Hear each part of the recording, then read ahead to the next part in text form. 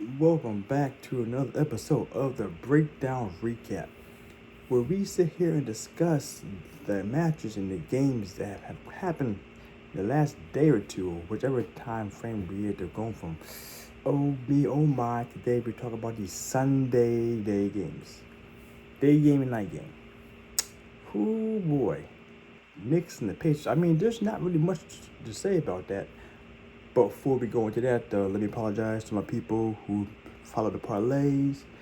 Oh my goodness, what are these people doing to us, man? What are you doing to us? 1 for 4 for it. Oh my goodness. It's like people just don't show up. People just aren't showing up like I need them to. Just a little bit. Just a little bit. Like these Pacers and these Knicks. These Knicks need to do just a little more. Get us the over. And the Nuggets and the Timberwolves do just a little less. Give me the under. But those were both relatively good games. Relatively good games. I'm not going to get too much heavy into the Pacers game because I already told you guys from the very beginning how I feel about this. Pacers are going to win this. Pacers are going to upkeep that pace. And what it looked like to me was that eventually the Knicks, they were holding the pace. They were staying together for the past couple of games, but eventually that runs out. The combination of our good friend Jalen Brunson, which he was the only person on the team that actually scored anything of value. He scored 18 points of the starters. The only starter who'd actually end the double digits, okay? And then the other two people who actually got double digits were people. Well, Michael McBride, he's a regular popular, but Alex Burks, he led the team in points. Who that is, guys? Who that is? Sway, how? How, man? Like, I mean, the biggest thing going into this, like I said, was the Pacers were going to dictate that pace, and the Knicks were going to keep up for a bit, all right? But the thing is, though, is that if you don't consistently train at a high, fast-paced level, when you get to that point in time, we actually have to consistently do that for a prolonged period of time, it wears you down.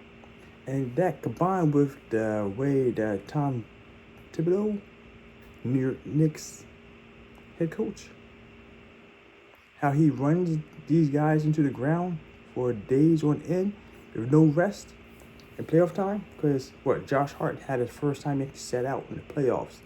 Is that last game or the game before? He sat out for a minute.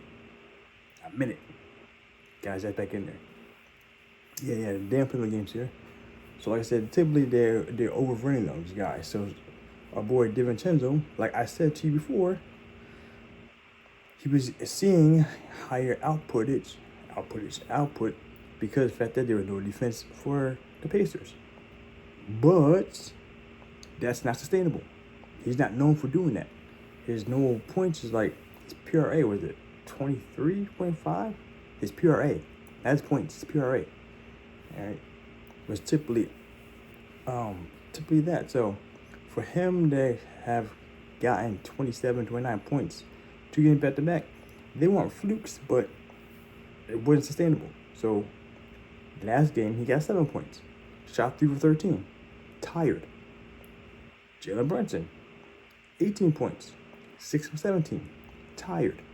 After a while, it wears out. You can't run at max RPMs and not expect the engine to blow at some point in time. They only played 32 and 31 minutes in that game. In this game, like I said, they're running an 8-man rotation. Typically, they had everybody in there. Everybody, and the mama, and the water boy, and the cooler boy, and the towel boy, the massage guy, and all that shit. Everyone was in there. The ball handler, everyone was in there, man. Everyone played except for OG Anunoby. Because he can't. You know what I'm saying? But yeah, they shot like crap yesterday. Which is to be expected, like I said. And then, over here, this is actually the typical game I expect from Halliburton. He actually wasn't doing anything. He got 20 points, you know what I'm saying? He did a little something. But he's not needed right now. Like, the Siakam era has subsided for this series. And Tyrese Halliburton, he didn't need to play the entire time. He only played 28 minutes. Got 20 points, 28 minutes, got out. A1 played. A1 ran train up in there, you know what I'm saying? A1 got up in that. So the A1 hit that, got some work in there. Easy peasy. I expect the series to continue going the same exact way, even when they go back to New York, because this, rephrase that. The next game going into it, I expect Brunson to be doing 35, not minutes, points again, because they're back home in Madison Square Garden. The ref will probably might be a little more sus again, making for a close game. This guy might get a little more rest too, DiVincenzo, so he might be able to actually help out again. So I expect a closer to the game, but I don't expect another blowout like this. Not a way. It could happen because Pacers still going to be there, but I don't foresee it being that case. My boy T.J. McConnell got double-double, by the way.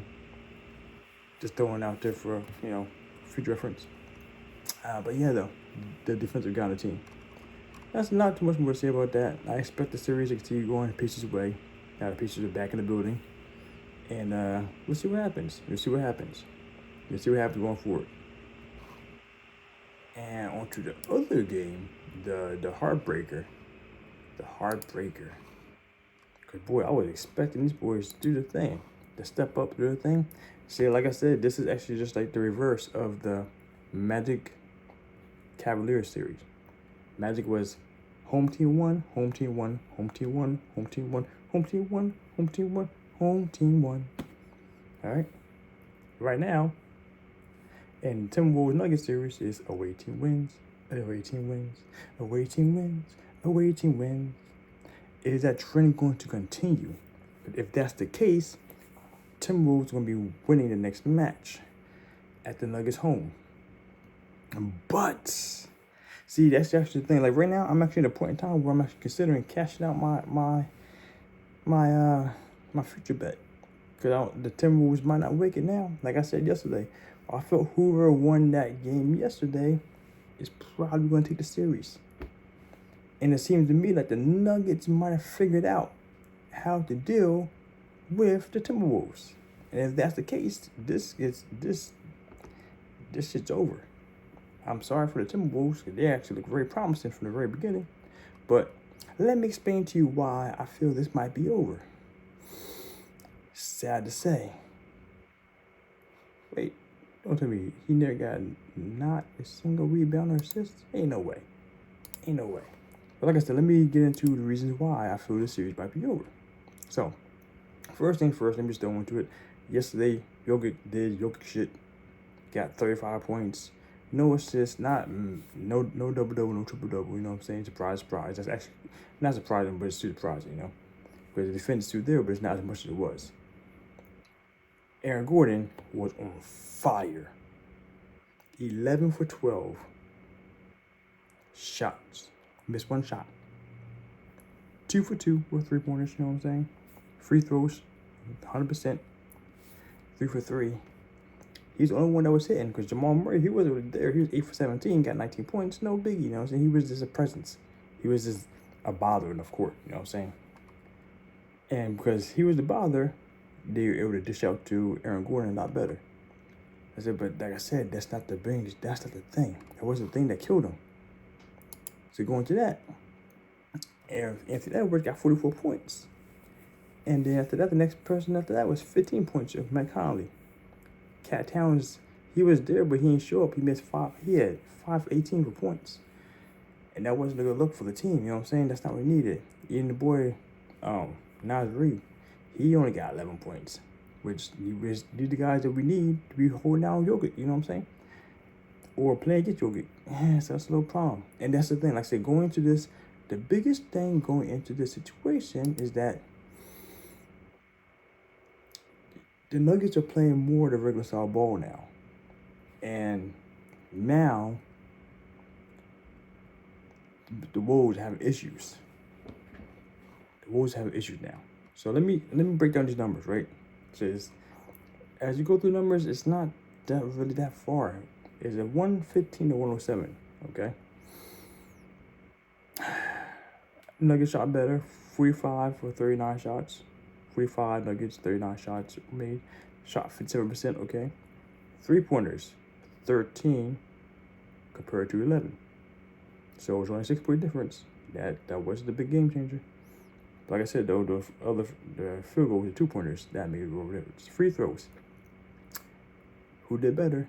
The Wolves, 18 for 12. Okay? They made more there. And this is the killer.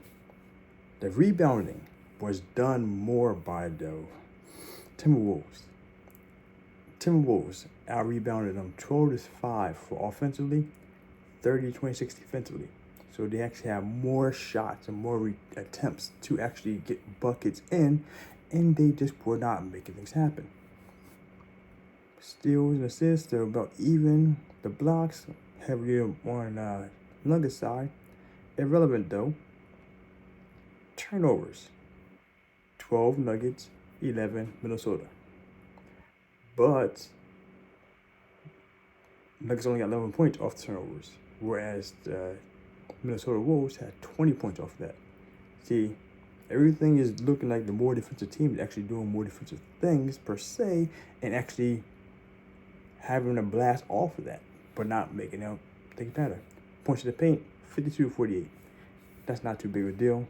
But like I said, everything, it all comes down to here is like, the Wolves are doing the Wolves things. The Nuggets doing the Nuggets things. And it comes down to right now, the Nuggets are just being more imposing and actually just playing the game the way they typically play. And the Timberwolves are folding to what they're doing and not dictating the game like they did the first 2 games.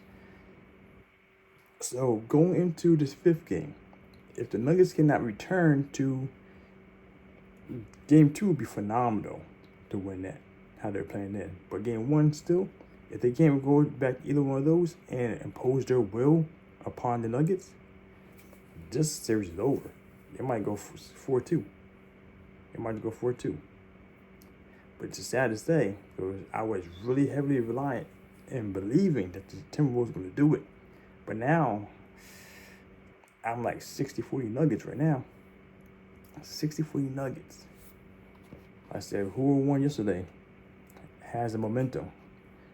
And then I have back the home court advantage lead. Oh my goodness, this may not look too good for the Timberwolves here. So let me know down in the comments below if you're a team Timberwolves, team Nuggets. I'm really curious about that. If you're a team Knicks, team Pacers, I'm sorry guys, Pacers are gonna win that. It's not much to say, but still let me know down in the comments below. I'm curious, you know what I'm saying? What you guys got? So with that being said, let's go ahead and make this money, guys. Happy gambling, gamblers. Happy gambling grinders. Wish.